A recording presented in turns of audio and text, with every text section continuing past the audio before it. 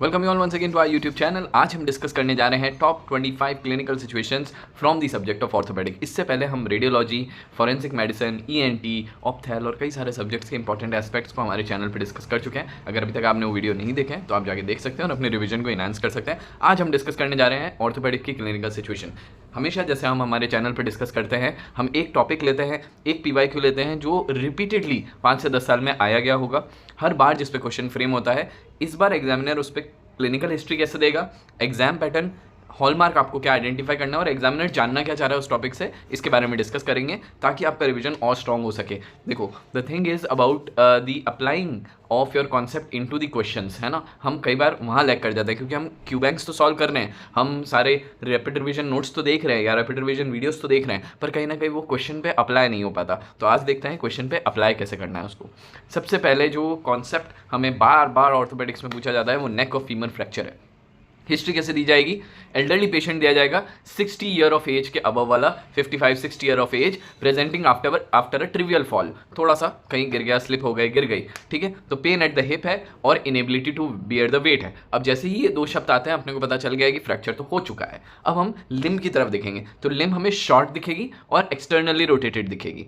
ये एक फीचर है जिससे एग्जामिनर जानना चाह रहा है कि क्या आप जज कर चुके हैं इंट्रा कैप्सुलर फ्रैक्चर को। सो यही एक हॉलमार्क फीचर है जो आपको गाइड करेगा, this is the intra capsular fracture of femoral neck.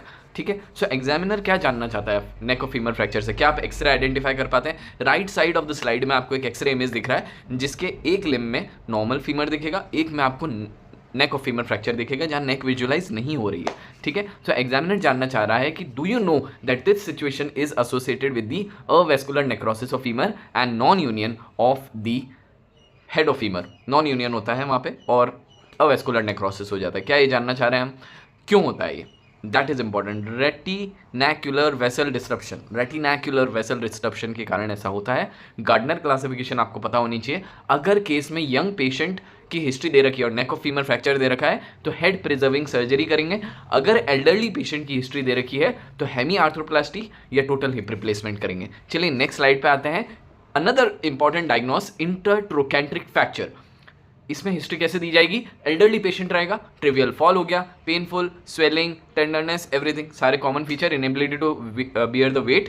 Again अपने को पता चल गया कि फ्रैक्चर हो गया। अब आप लिम्ब को देखोगे, limb is externally rotated and the limb shortening is there. उसमें इंटरनली रोटेटेड था, इसमें एक्सटर्नली रोटेटेड। जैसे ही वर्ड एक्सटर्नली रोटेटेड आ गया, you know that it is an extra capsular fracture. और जब एक्स्ट्रा कैप्सुलर फ्रैक्चर हम बोल रहे हैं तो क्यों बोल रहे हैं? Because it is lying somewhere between the greater trochanter and the lesser trochanter, that is why it is coming outside of the capsule and hence the limb is externally rotated. So E for external rotation, E for your extracapsular fracture and that is your intertrochanteric fracture. Having said that, additional features ये भी दिए जा सकते हैं कि वहाँ पे अब जैसे एक्स्ट्रा कैप्सुलर है तो वो that is more closer to the skin, तो वहाँ पे काइमोसिस मिलेंगे, स्वेलिंग मिलेगी, लोकल टिश्यू पेटिकल हेमरेजेस मिलेंगे जो आपको ध्यान रखना है। ठीक है, एग्जामिनर क्या जानना चाह रहा है कि blood supply in your extra capsular fracture is preserved, so risk of avian avascular necrosis is fairly low as comparison to neck of femur fracture. ये कॉन्सेप्ट पे वो क्वेश्चन बनाएगा। अब मैनेज कैसे करोगे इंटरट्रोकैंट्रिक फ्रैक्चर को? डायनामिक हिप स्क्रू से और पीएफएन से। चलिए नेक्स्ट आते हैं posterior hip dislocation. Dashboard injury दी जाएगी, direct axial blow to the flex knee in a seated position and severe hip pain and inability to move the hip joint. चलिए वापस आते हैं। डैशबोर्ड इंजरी हुई, direct axial blow to the flex knee हुआ और severe hip inability to move the limb. अब hallmark feature जिससे हमें डिटेक्ट करना है कि ये केस हमारा पोस्टीरियर हिप डिसलोकेशन का है वो है कि हिप फ्लेक्स होगी, अडक्टेड रहेगी और इंटरनली रोटेट रहेगी। फ्लेक्स रहेगी, अडक्टेड रहेगी एंड इंटरनली रोटेटेड रहेगी। Prominent posterior femoral head palpable in the gluteal region, पीछे ग्लूटियल रीजन में वो पाल्पेबल हो जाएगा आपका फीमोरल हेड। ठीक है, so this is posterior hip dislocation. अब एग्जामिनर क्या जानना चाहता है कि आपको तो चलो पोस्टीरियर हिप डिसलोकेशन पता है, परंतु which nerve is commonly affected? पीछे कौन सी नर्व है? Sciatic nerve. So sciatic nerve injury is commonly associated with this case. Also this is an emergency situation, इसमें क्लोज रिडक्शन करना पड़ता है पहले 6 घंटे में to minimise the risk of AVN. ये दूसरा पॉइंट बहुत इंपॉर्टेंट है, मैनेजमेंट में पूछा जा सकता है। ऑल्दो आपको जो क्वेश्चन नजर आ रहा है एग्जाम में वो आपको सिर्फ केस दिख रहा है कि पोस्टीरियर हिप डिसलोकेशन का है, और हमें लगता है कि यार हम ये PYQ पढ़ लेंगे तो हमारे क्वेश्चन सॉल्व हो जाएगा। This is partially correct. आपको PYQ पढ़ना है, पर PYQ में एक पर्टिकुलर लाइन है जिसपे एग्जामिनर आपको जज करेगा कि आपने पढ़ा भी है कि नहीं। ठीक है, एग्जामिनर तो कह देगा कि हमने PYQ से क्वेश्चन बनाया, आप भी देखोगे रिकॉल वीडियो में यार PYQ था, तो आप क्या लेके चल जाओगे कि यार मैंने तो पढ़ा ही नहीं, मेरा रिवीजन एडिक्वेट नहीं था। नहीं सर, ऐसा नहीं है, वो एक पॉइंट मिस कर गए आप, खाली उतनी सी बात है। इसका मतलब ये नहीं है कि हम अपने आप को डीमीन कर दें। चलिए एंटीरियर शोल्डर डिसलोकेशन पे आते हैं। Fall on N abducted externally rotated arm. ठीक है, ये हिस्ट्री में आपको कहीं ना कहीं पिकअप करना है। Abducted and externally rotated arm, severe shoulder pain, holds the arm supported by the opposite hand. Opposite hand से सपोर्ट करके आ रहा होगा आपके इमरजेंसी में। अब आप शोल्डर लाइन दिखोगे तो फ्लैट कंटोर दिखेगा, यहाँ पे तो राउंड कंटोर है, उसमें फ्लैट कंटोर दिखेगा। अब ह्यूमरल हेड जो डिसलोकेट हो चुका है वो एंटीरियर मिलेगा आपको यहाँ कोरेकॉइड प्रोसेस के नीचे। तो जहाँ पे भी आपका डिसलोकेशन हो रहा है वहाँ पे आपको जो डिसलोकेटेड पार्ट है उसको ढूंढ लेने से हमारा डायग्नोस कंफर्म हो जाता है पार्शियली। ठीक है, अब हम एक्सरे करेंगे, हमें वो साइंस दिखेंगे, वो सब आप पढ़ के आ चुके हैं। एग्जामिनर क्या जानना चाह रहा है कि कौन सी नर्व इंजर हुई। अब ह्यूमरल हेड जब नीचे उतर के आया तो उसने एक्सिलरी नर्व को इंजर किया। नेक्स्ट कॉन्सेप्ट जो वो पूछ सकता है वो है रेजिमेंटल बैच एरिया से। अगर एक्सिलरी नर्व इंजर हुई तो वो सप्लाई कर रही थी डेल्टॉइड को, तो वहाँ पे हाइपोएस्थेशिया मिला आपको, तो that is regimental batch area. Involvement, वहाँ के सेंसेशन लो हो जाएंगे। दूसरा कॉन्सेप्ट जो पूछेगा आपसे वो है बैंकार्ट लीजन के बारे में। जब भी एंटीरियो इंफीरियर डिसलोकेशन होगा तो बैंकार्ट लीजन के बारे में क्वेश्चन पूछा जाएगा, और जब भी पोस्टेरो लैटरल कंप्रेशन हो जाएगा तब हिल सैक्स लीजन के बारे में पूछा जाएगा। तो ये दो लाइनें आपको याद रखनी है क्योंकि डिसलोकेशन आप पूरे रटे हुए हैं आपको। ठीक है, पर बैंकार्ट लीजन कहाँ आता है और हिल सैक लीजन कहाँ आता है ये हमें याद रखना है।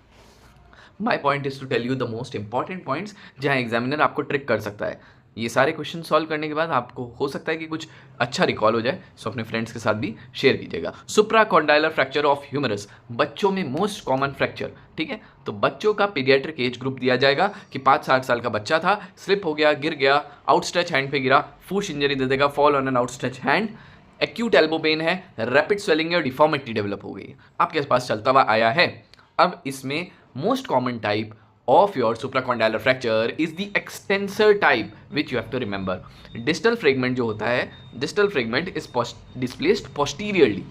ठीक है, अब आपको कैसे जज करोगे? आपको अगर एक्सरे दे दिया तो 3 बोनी पॉइंट्स का रिलेशनशिप इसमें प्रिजर्व रहता है। ठीक है, ये आपको याद रखना है। क्यों? क्योंकि एल्बो डिसलोकेशन के केस में 3 बोनी पॉइंट का जो रिलेशनशिप है वो डिस्टर्ब हो जाता है, ये हमें याद रखना है। ठीक है, एग्जाम पॉइंट ऑफ व्यू से सुप्राकॉन्डाइलर फ्रैक्चर में 3 बातें याद रखनी है। सबसे पहले आर्टरी इंजरी कौन सी हो रही है? Brachial artery. नर्व इंजरी कौन सी हो रही है? Anterior interosseous nerve.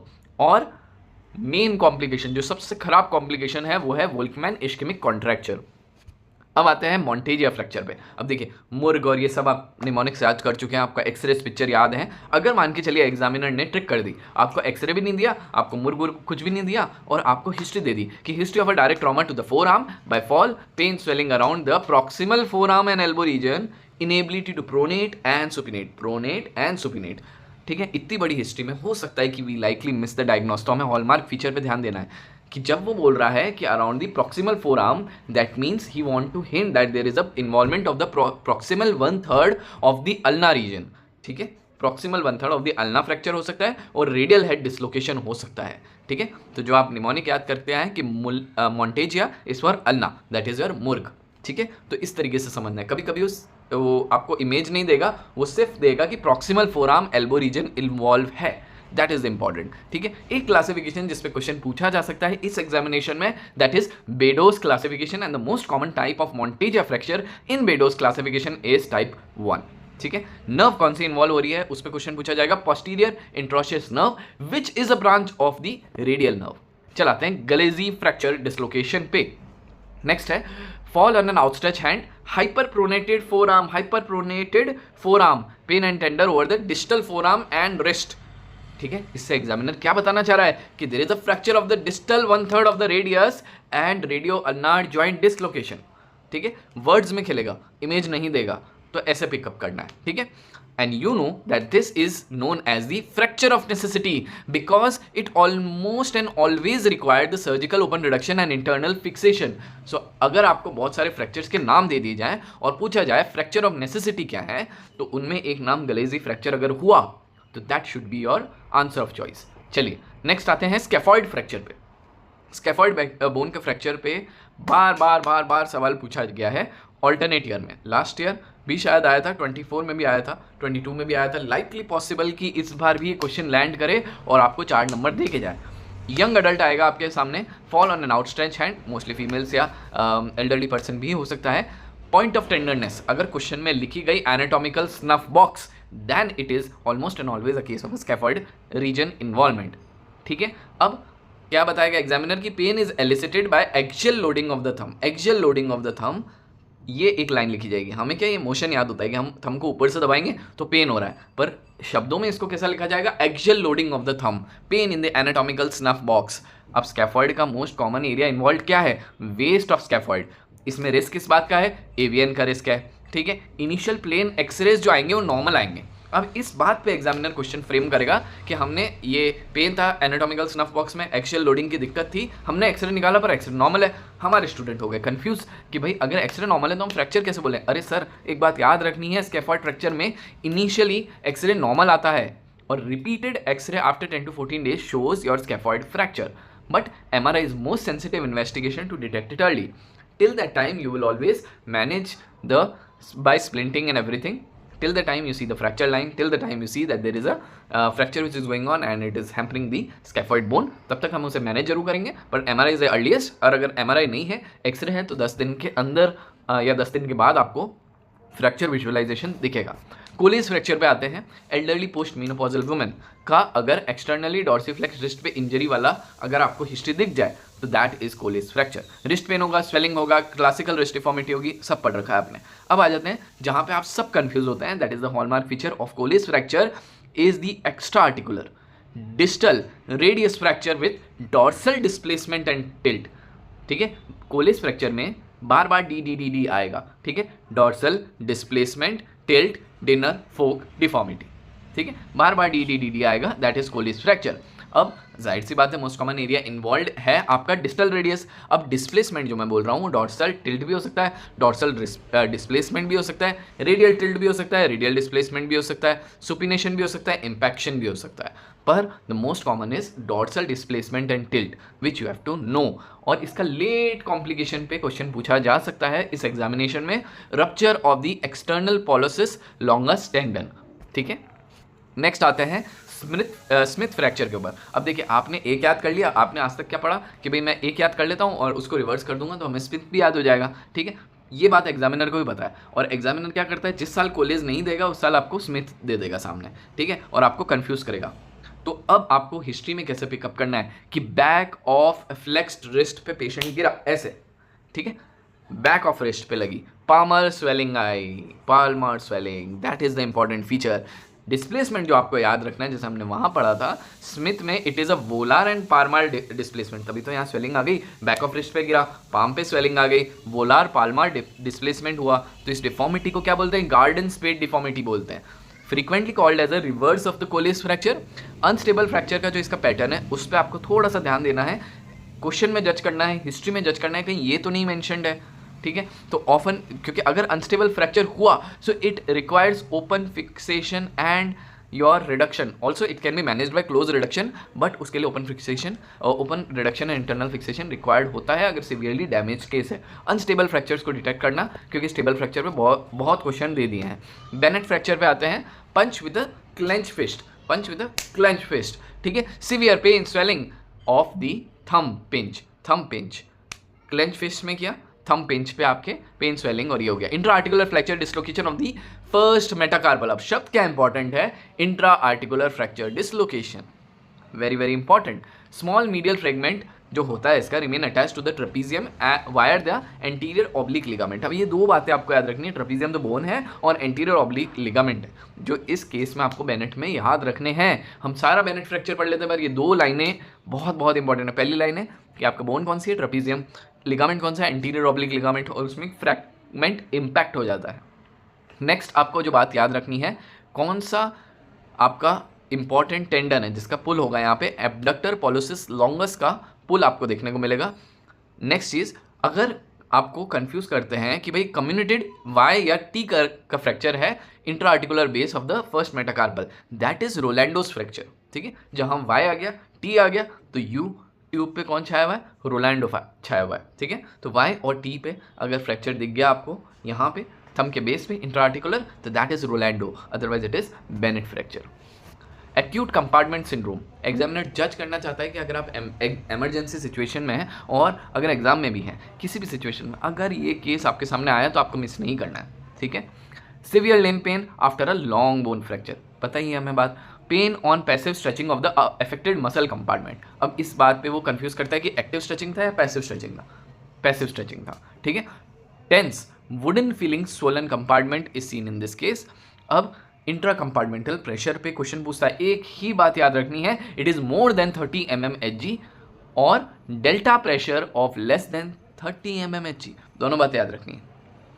अब एक कभी कभी लाइन आपको या तो आप जज कर लोगे हिस्ट्री में या फिर वहां लिखी हुई रहेगी कि pain is out of proportion to the injury, ठीक है। अब इतनी ज़्यादा स्वेलिंग हो गई कि वो पल्स को इम्पैक्ट करता है, तो पल्सनेस आती है पेशेंट में, और ये अर्जेंट सिचुएशन है क्योंकि अगर इसको ट्रीट नहीं किया तो आगे ब्लड सप्लाई रुक जाएगी, इसलिए हमें फेशियोटॉमी करनी पड़ती है। फैट एम्बोलिज्म पे क्वेश्चन हमें याद रखना है कि पॉलीट्रोमा हुआ, क्लोज्ड लॉन्ग बोन फ्रैक्चर हुए, ठीक है, और आपके पास अब केस 72 घंटे के बाद आता है, क्या करके, respiratory distress, petechial rash and neurological confusion, 3 चीज़ें मिलेंगी, ठीक है। Petechiae typically occurs over the chest and axilla and the conjunctival region, ठीक है। अब क्राइटेरिया जो याद रखना है जिस पे वो क्वेश्चन पूछता है इज गर्ड्स क्राइटेरिया। एमआरआई की कैरेक्टरिस्टिक फाइंडिंग जो आपको पिकअप करनी है, अब तक नहीं दी है, अब पूछी जा सकती है, is a star field appearance multiple micro haemorrhages, ठीक है। स्टार फील्ड अपीयरेंस किसको कहते हैं, मल्टीपल माइक्रो हेमरेजेस को, ठीक है। अब प्राइमरी मैनेजमेंट क्या है कि हम ऑक्सीजन दे दें, अर्ली फ्रैक्चर फिक्सेशन कर लें और हम इसको आगे बढ़ने से रोकें, पर जो बन गया है उसके लिए सिर्फ सपोर्टिव ट्रीटमेंट है, एम्बोलिज्म के जैसे हम रूटीन ट्रीटमेंट करते हैं वो करा जाएगा, ठीक है।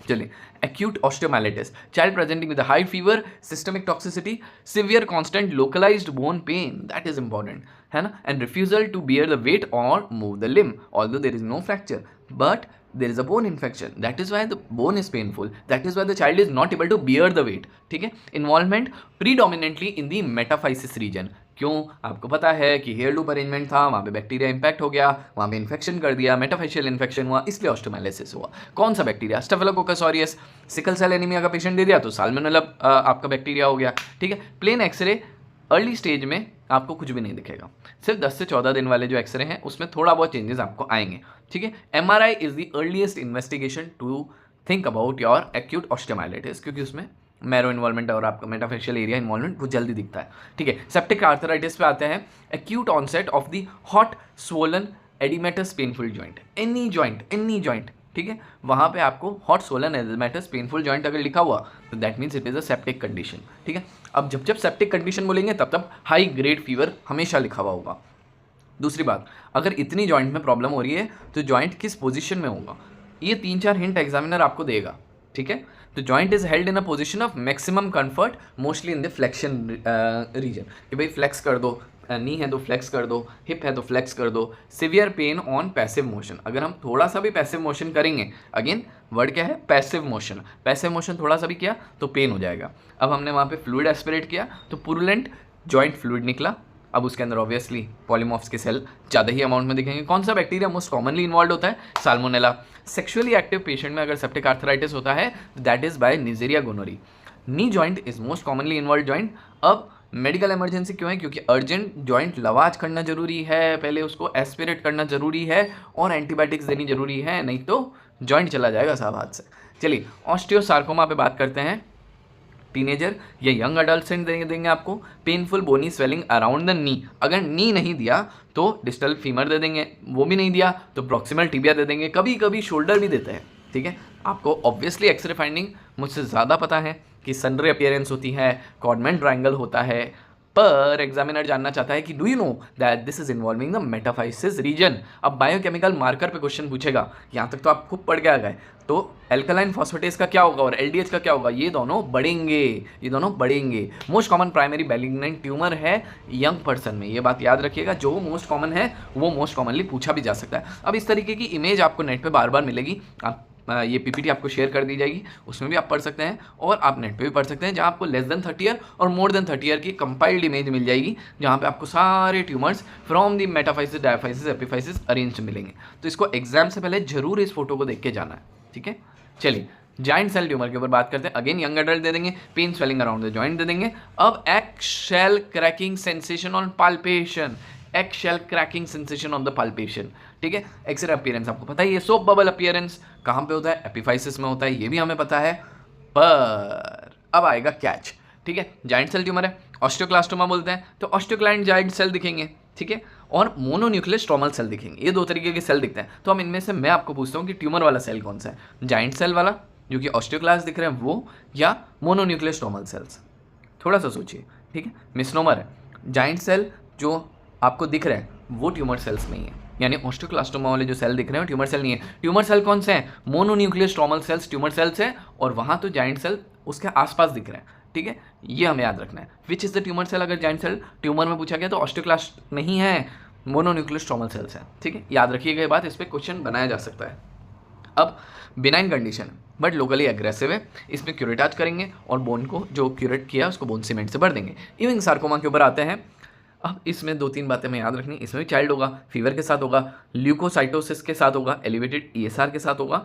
ऐसा लगेगा कि यार फीवर की कोई कंडीशन दे रहा है, भाई ईएसआर बढ़ा हुआ है, यंग चाइल्ड अडल्ट है, बोन पेन है, inability to bear the weight है, तो क्या हो सकता है, ऑस्टियोमाइलिटिस हो सकता है, ठीक है। तो हमें ये मिमिक करेगा हमेशा ऑस्टियोमाइलिटिस के साथ, इसलिए अगर ऑस्टियोमाइलिटिस का केस दिया जाए तो उसमें ईविंग ढूंढना है, और ईविंग का केस दिया जाए तो पहले ऑस्टियोमाइलिटिस रूल आउट करना है, ठीक है। तो एक्सरे में अगर एक्सरे का फोटो दे दिया तो प्रॉब्लम ही सॉल्व हो गई, ऑनियन स्किन अपीयरेंस मिल जाएगा। अब इसको कैसे देखेंगे, लैमिनेटेड मल्टीलेयर पेरिऑस्टियल रिएक्शन मिलेगा, ये डायफाइसिस में मिलता है, और जो ऑस्टियोमाइलिटिस है वो मेटाफाइसिस में मिलता है। ये एक पॉइंट हो गया डिफरेंशिएट का, ठीक है। अब इविंग सार्कोमा में सेल कौन से मिलेंगे, स्मॉल राउंड ब्लू सेल्स मिलेंगे, जो कि आपने पैथोलॉजी में पढ़ रखा है, is a pass positive. Pass positive क्यों आता है, क्योंकि उसमें ग्लाइकोजन ज़्यादा होता है, ठीक है। ये एक पॉइंट याद रखना है। ट्रांसलोकेशन याद रखना है, 1122 का होता है, और ये हाईली रेडियो सेंसिटिव ट्यूमर है। ये 3 बातें जो एग्जाम्पल की मैंने इसमें दे रखी हैं इविंग सार्कोमा में, ये आपको मिस नहीं करनी है।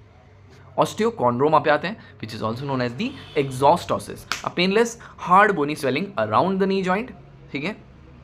अब ये क्या है, हमें कभी भी कोई पेन करके नहीं आएगा, ठीक है, पेनलेस कंडीशन है, इसलिए इंसिडेंटल डायग्नोस होगा, ठीक है। Cortex medullary cavities are continuous with the parent bone, जैसे चल रही थी वैसी चल रही है, कोई फ्रैक्चर नहीं है, पर एक बोन प्रोजेक्शन बार दिख रहा है, जैसे ये बोन है और इसमें से एक बोन प्रोजेक्शन बार दिख रहा है और उसके ऊपर कार्टिलेजिनस कैप है, दैट इज ऑस्टियोकॉन्ड्रोमा, ठीक है। Most common benign bone tumour है ये, ठीक है। अब इसका जीन पूछा जा सकता है, EXT1 एंड EXT2 जीन यहाँ पे म्यूटेट करते हैं, इस वजह से ऑस्टियोकॉन्ड्रोमा बनता है, ठीक है। अब कभी कभी ये मैलिग्नेंट ट्रांसफॉर्म हो सकता है अगर कैप की थिकनेस हमारी 1.5 से 2 सेंटीमीटर के ऊपर चली गई। तो क्या याद रखना है कि आउट प्रोजेक्शन है, कार्टिलेजिनस कैप है, ये कैप बहुत इंपॉर्टेंट है, ये कैप बहुत इंपॉर्टेंट है क्योंकि 1.5 से 2 सेंटीमीटर थिक हो गई तो मैलिग्नेंट ट्रांसफॉर्मेशन हो सकता है। EXT1 EXT2 जीन आपको याद रखना है। और फ्रैक्चर क्यों नहीं, क्योंकि बोन बाकी जो उसका कॉर्टेक्स और मेडुला है वो कंटिन्यूस चल रहा है, उसमें कोई प्रॉब्लम नहीं है, पेनलेस कंडीशन है, आपको इंसिडेंटल फाइंडिंग मिलेगी, ठीक है। स्लिप्ड कैपिटल फिमोरल एपिफाइसिस, बड़ा कंफ्यूजिंग नाम है ना, टंग ट्विस्टर जैसे ही नाम है। ओबेस एडोलसेंट बॉय दिखेगा, ठीक है। Referred knee pain with a limp, ये 2 लाइनें आपको, ओबेस व्यक्ति, डल हिप पेन है या रेफर्ड नी पेन है, ये आपको जज करना है क्वेश्चन से। लिम्ब एक्सटर्नली रोटेटेड आएगा, externally rotation during the hip flexion, ये भी आपको बात याद रखनी है, ठीक है। अब रेडियोलॉजी में अगर एक्सरे दे दिया आपको तो क्लाइंस लाइन आपको देखनी है, ठीक है। क्लाइंस लाइन के ऊपर एक टेलीग्राम पे फोटो भी डाल दिया जाएगा आज, अब उसके ऊपर एक इमेज बेस्ड क्वेश्चन है वो भी मैं डालूंगा, फिर आपको ज़्यादा बेटर समझ में आएगा। तो clans line is not intersecting the lateral aspect of the femoral head, इसलिए तो ये स्लिप्ड हो गया, फीमोरल एपिफाइसिस क्लाइंस लाइन। आज टेलीग्राम पे इवनिंग में एक आपके पास इमेज आएगी, वो क्लाइंस लाइन की होगी, ठीक है। T1 साइन पॉजिटिव इसमें दिखेगा आपको। अब displacement of the femoral neck anteriorly and superiorly relative to the head, अब ट्रीटमेंट ऑफ चॉइस क्या है कि सर्जिकल इन सीटू उसको जाके लगे जगह पे ले आए और कैनुलेटेड स्क्रू लगा दिया और पिनिंग कर दी उसकी, बस बात खत्म। ठीक है, अब 4 बातें याद रखनी। ओबेस व्यक्ति है, रेफर्ड नी पेन है, क्लाइंस लाइन दिखा रहे हैं जो इंटरसेक्ट नहीं कर रही है। ठीक है, तीथोवन साइन पॉजिटिव बता दिया है आपको, तो स्लिप्ड कैपिटल फीमोरल एपिफाइसिस है। पर एज याद रखो 11 से 14 ईयर्स, क्योंकि पर्थेस डिजीज में यंग बॉय होगा जो 4 to 8 ईयर्स का होगा। ठीक है, इसमें एक्टिविटी रिस्ट्रिक्शन दिखेगा और अबडक्शन इंटरनल रोटेटेड दिखेगा। Perthes is in and your slipped capital femoral epiphysis is external rotated. ये 2 बातें भी आपको याद रखनी है, अगर पूरा टॉपिक याद नहीं है तो 2 बातें याद रख लो। ठीक है, अब Perthes disease is associated with the idiopathic avascular necrosis of the femoral epiphysis। ये बात हमें याद रखनी है, इसलिए तो एग्जामिनर क्वेश्चन बना रहा है कि अगर आप Perthes मिस कर गए तो आपकी फीमर भी चली जाएगी। ठीक है, तो एक्सरे का साइन क्या दिखेगा? Fragmentation, sclerosis, flattening of the femoral epiphysis. अब क्लासिफिकेशन का नाम याद रखना है, Catterall and Herring's classification is of Perthes disease. Management कैसे करेंगे? Containment of the femoral head within the acetabulum, that is important. चलिए, developmental dysplasia of the hip जो हमें याद रखना है, infant often first born female breech delivery की। ठीक है, ब्रीच डिलीवरी की फर्स्ट बॉर्न फीमेल में कॉमन दिखता है असिमेट्रिकल। अब जब बच्चा आया आपके पास तो असिमेट्रिकल थाई स्किन फोल्ड थे, एक जगह तो सही थे, एक जगह एबनॉर्मल थे। अब जब ये चलना चालू हुआ तो टेटनबर्ग गेट आया या वेडलिंग गेट आया। ठीक है, पॉजिटिव ओर्टोलानी टेस्ट एंड बार्लोस टेस्ट जो आपको याद रखना है डेवलपमेंटल डिस्प्लेजिया ऑफ हिप में। गलेजीज टेस्ट जो होता है वो अनइक्वल नी हाइट्स के लिए होता है, ये बात याद रखनी है। ठीक है, इससे कंफ्यूज करेंगे, ऑटोलानी बार्लो आप पढ़ के रहेंगे, गलेजी दे देंगे आपको, तो याद रखना गलेजी टेस्ट के बारे में कि गली हुई नी के बारे में होता है। ठीक है, अनइक्वल नी हाइट्स। ठीक है, चलिए अल्ट्रासाउंड से इसको देखेंगे और ट्रीटमेंट लेस देन 6 मंथ्स में हमें पॉल्विक हार्नेस के माध्यम से किया जाएगा, which is dynamic flexion and abduction splint. Pavlik harness is used in developmental dysplasia of hip. कई पॉइंट्स आपके लिए बहुत यूज़फुल है, उसको बार बार पढ़ लीजिएगा। हमने पूरी 80% थ्योरी पढ़ रखी होगी, हमने 90% क्यूबेक सॉल्व कर रखा होगा, हमने 100% इमेजेस देख रखी होंगी, पर ये एक पॉइंट अगर मिस कर गए तो क्वेश्चन मिस हो जाएगा दोस्त। ठीक है, पॉट्स डिजीज स्पाइनल ट्यूबरकुलोसिस पे आते हैं। पेशेंट क्रॉनिक बैक एक के साथ आएगा, नाइट क्राइस के साथ आएगा, इवनिंग राइज ऑफ टेम्परेचर के साथ आएगा, स्पाइन में टेंडरनेस दिखेगी, रिजिडिटी दिखेगी।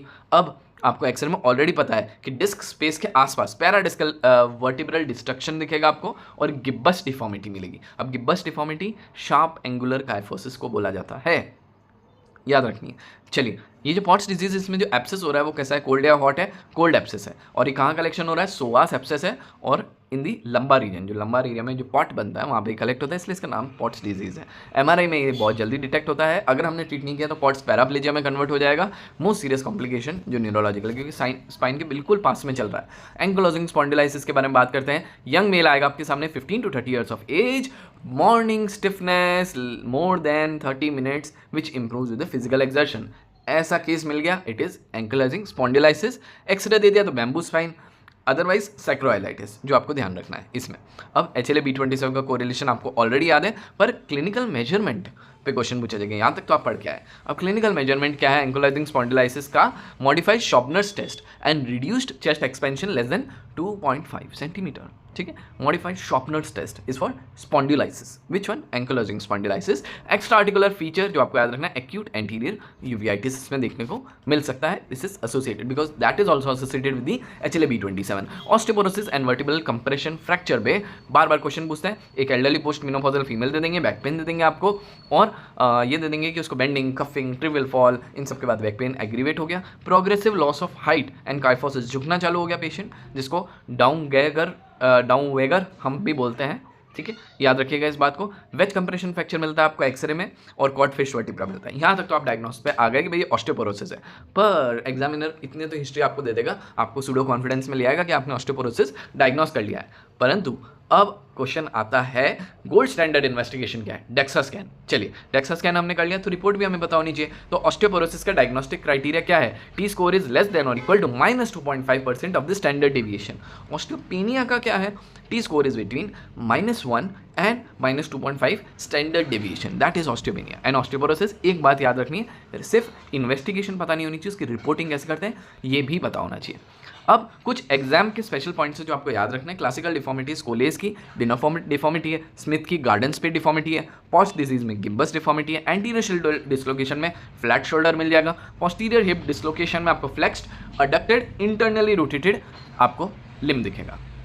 कुछ बज़वर्ड्स पकड़ने हैं, अगर ऑस्टियोसार्कोमा पढ़ना है तो सनबर्स्ट देख लो या कॉर्डमैन देख लो, पता पड़ जाएगा। इवन में ऑनियन स्किन अपीयरेंस देख लो, जाइंट सेल ट्यूमर में सोप बबल अपीयरेंस देख लो, एंगुलर स्पॉन्डिलाइसिस में बैम्बू स्पाइन देख लो, फैट एम्बोलिज्म में star field MRI brain appearance देख लीजिए, sorry star field of the MRI brain, ठीक है, ये हमें देखना है। हाई यील्डिंग पीडियाट्रिक केसेस में 4 चीज़ें याद रखनी है, तो सुप्राकॉन्डाइल पूछेगा, वो एक्सटेंशन टाइप कॉमन होता है। SCFE पूछ लिया तो ओबेस बॉय मिल जाएगा, क्लाइन लाइन याद रखनी है, आज फोटो आने वाला है टेलीग्राम पे। पर्थिस डिजीज AVN से एसोसिएटेड है, DDH ऑर्टोलानी बार्लो पॉल्विक हार्नेस, ये 3 बातें याद रखनी है, ठीक है। क्रिटिकल इमरजेंसीज कंपार्टमेंट सिंड्रोम पे पूछेगा, septic arthritis, posterior hip dislocation and Galeazzi fracture, मैंने बताया बहुत सारे फ्रैक्चर का नाम दे देगा, फ्रैक्चर ऑफ नेसेसिटी पूछेगा गैलेजी, ठीक है। पोस्टीरियर हिप डिसलोकेशन को 6 घंटे के अंदर आपको ठीक करना है। सेप्टिक आर्थराइटिस में आपके WBC काउंट 50,000 के ऊपर भी जा सकता है, सबसे पहले एस्पिरेट करो और फिर एंटीबायोटिक दो। कंपार्टमेंट सिंड्रोम में पेन ऑन पैसिव स्ट्रेच और फेशियोटॉमी करना है। With this I and today's rapid revision session of the top 25 clinical situation of the orthopedic. See you tomorrow with some more informative and important content. Thank you so much.